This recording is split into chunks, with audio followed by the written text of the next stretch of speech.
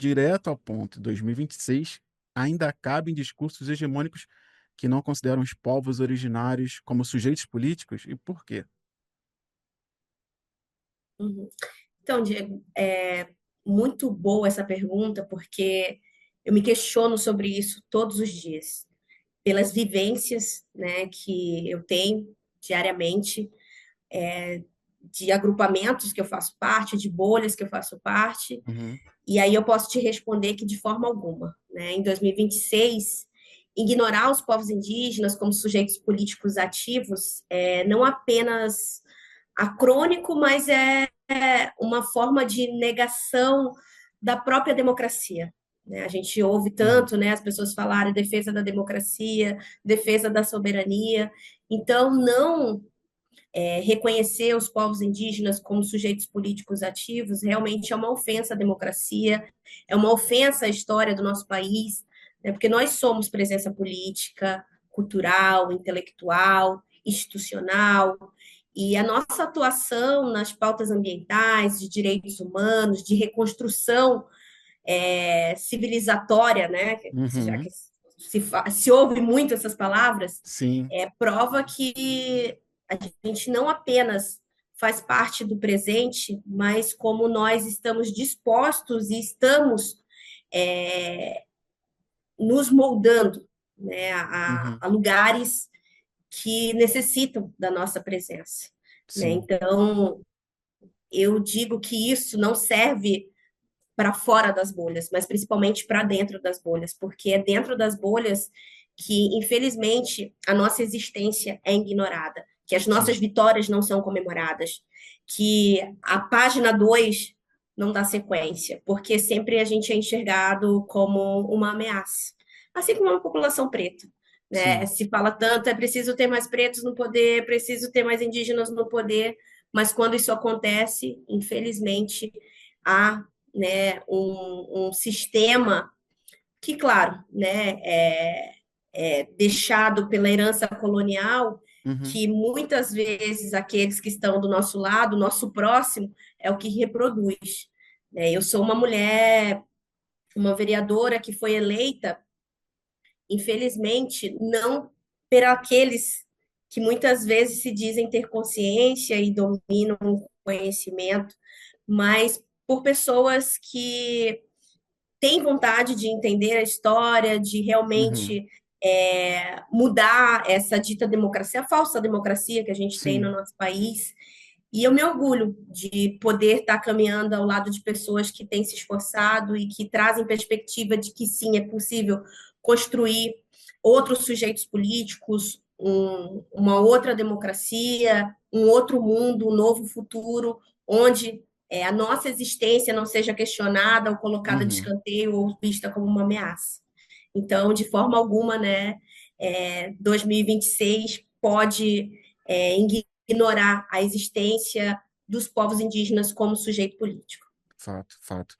Você trouxe um ponto aqui que eu queria voltar, que eu acho que, na verdade, 2 pontos, mas um eu acho que é importantíssimo para a gente até debater um pouco aqui, né, essas pessoas que se dizem progressistas, que dizem que estão na nossa bolha, que estão ali apoiando, mas quando chega na página 2 simplesmente você não vê movimentação, né. Você falou, os piores, os que têm consciência.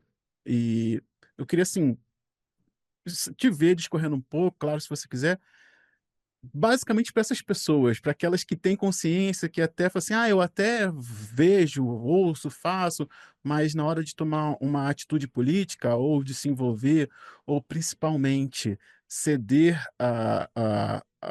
o protagonismo, elas: "Não, não, calma aí, não. Eu tenho que falar por você. Não dá para você falar por aqui, porque senão eu perco meu quinhão". O que você diria para essas pessoas? O que você acha dessas pessoas primeiramente? E assim, o que a gente Olha, diria para elas? Diego, primeiro eu acho que as pessoas precisam realmente dilatar as suas pupilas, limpar os seus olhares para, de fato, enxergar além das suas vontades, do seu ego e, de fato, pôr em prática a coletividade. Né? Porque Uhum, a coletividade é incluir todos os povos, né? Todas as diferenças e, de fato, não esconder as lideranças que somos. Né? Então, tem espaço para todo mundo, tem tarefa para todo mundo, tem muito trabalho para Nossa. todo mundo. E aí eu queria resgatar. Eu ouço muito Benegão, assim. Benegão, para mim, Uhum. e eu escuto desde os 7 anos de idade. Então, Sim. ele está todo dia na minha mente. E tem uma parte de uma música que o Benegão fala assim que o processo é lento, porque a gente tem uma educação defasada, uma saúde defasada, um projeto que quer nos colocar sempre para trás, Uhum. mas que a gente não pode esquecer que o trabalho que a gente tem a desempenhar é um trabalho de um operário, e a gente sabe o quanto um operário trabalha para caramba, Sim. rala. Só que, diferente do operário, o nosso trabalho não pode ter horário. A todo momento a gente tem que trabalhar. E aí eu acho que a gente entra muito para essas pessoas aqui que estão próximas, que detêm o conhecimento, que têm consciência, ou pelo menos que dizem ter consciência, porque para Uhum. mim a pessoa só tem consciência a partir do momento que ela consegue colocar em prática, né? Porque é muito fácil falar, Sim. mas de fato aplicar aí é outro lugar, né? Sim. Então, a gente trabalhar como operário sem ter horário, ele é essencial.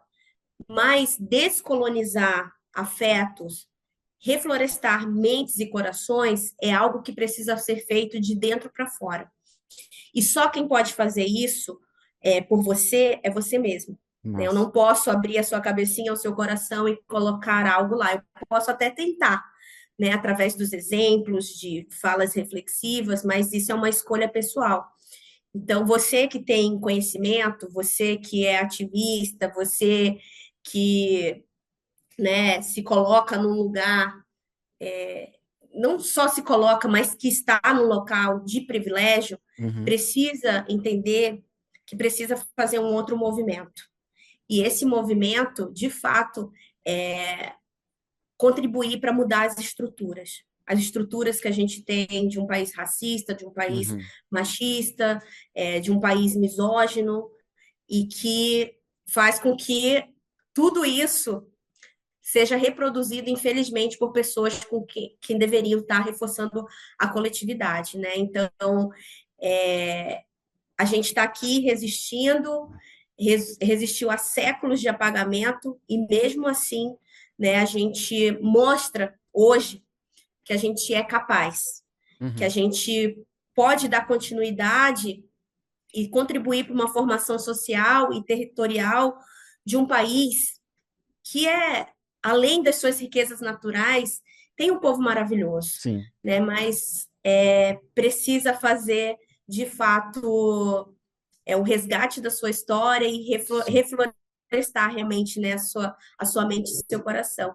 Então, para mim, hoje, o trabalho mais difícil é justamente fazer com que essas pessoas entendam, porque eu, no campo que eu atuo, Diego, eu ainda vejo muitas pessoas que se dizem companheiros, companheiras, puxarem o nosso tapete, nos Uhum. colocarem em lugares de rival.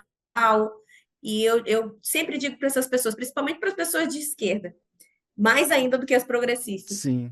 que, olha, eu não vou disputar com aquelas pessoas que já são convencidas ou que já estão convertidas. Eu Uhum. quero, de fato, converter outras pessoas que têm um certo entendimento, que são críticas, mas que não tiveram a oportunidade que eu tive, o privilégio que eu tenho de ocupar lugares, de estar em outros lugares do mundo que fazem com que o meu olhar realmente, a minha pupila dilate. Então, Sim. acho que esse é o trabalho interno que eu faço com a esquerda e com os progressistas. Uhum. Agora, lá fora, lá na periferia, lá na comunidade, lá com aquela galera do senso comum, eu me coloco no lugar de escuta. E eu acredito que a minha fala vai refletir neles através das minhas atitudes. Uhum. E é isso que eu tenho desempenhado todo dia. Não, não é fácil, porque lá fora a gente encontra a LGBTfobia, o machismo, o racismo de uma forma muito normalizada, né? E nem muitas vezes eu não posso reagir de Uhum. primeira, Sim. mas essas minhas atitudes, elas já têm me dado um retorno assim de sucesso. Porque quando tu escuta uma pessoa que é considerada de senso comum, que nunca participou uma organização política, que não tem uma dedicação de estudo, e ela fala assim: Poxa, Ingrid, eu queria que tu me indicasse algum livro ou algum podcast que fale de alguma coisa assim, para que eu possa Uhum. me apropriar. E no fim da fala, ela fala assim: E eu estou fazendo isso porque tu nunca tentou me impor nada. Sim. Para mim, isso assim é sucesso, né? Uhum. Sucesso refletindo realmente nas coisas que meu avô, minha avó me ensinaram, que é, primeiro, não deixar o ego me dominar, porque a gente sabe que qualquer ser humano está, Sim. né, propenso a isso. E acima de tudo, eu acho que aqui a gente está num lugar que a gente pode falar isso, mas a gente fala Uhum. disso em todos os lugares, que é não deixar, né, que a branquitude ela entre no nosso Sim. corpo, né, no nosso Sim, corpo sim. território, porque a gente também está sujeito a isso, né, por Sim. mais que sejamos indígenas, pessoas pretas, a Uhum. branquitude ela está sujeita a se inserir nos nossos corpos territórios, e a gente tem que estar muito vigilante para que isso não aconteça, porque senão vai ser só mais uma indígena Uhum. eleita que vai estar reproduzindo a herança colonial, vai ser mais Sim. uma mulher preta, um homem preto que vai estar reproduzindo a herança colonial. E, de fato, eu acho que o meu objetivo hoje, sendo uma pessoa contra-colonial, né, como o Sim. Nego Bispo me Uhum. ensinou pessoalmente isso, eu tive a oportunidade, o privilégio de conviver com ele, não desconsidero a necessidade de descolonização, Uhum. mas nós que somos contra-coloniais precisamos, de fato, estar vigilante todo dia, porque nós somos o alvo principal para Sim. dar continuidade a essa herança colonial. Sim, de fato, é muito perigoso, porque a gente ganha acesso e aí depois, por uma questão, como você bem falou, de ego ali, pode muito bem não, para eu me manter aqui, talvez eu tenha que abrandar um pouco o discurso, ou ser menos Uhum. radical, ser mais, eh, ter mais passabilidade em algumas discussões nas quais eu tenho. E eu achei muito legal isso que você falou de não ser ouvido por não tentar ficar impondo coisas. Eu acho que tem muito mais sucesso, né, a gente não se fecha nas nossas bolhas fazendo isso, eu acho que é um exercício muito bom inclusive para esse ano, porque, enfim, as coisas estão tão polarizadas.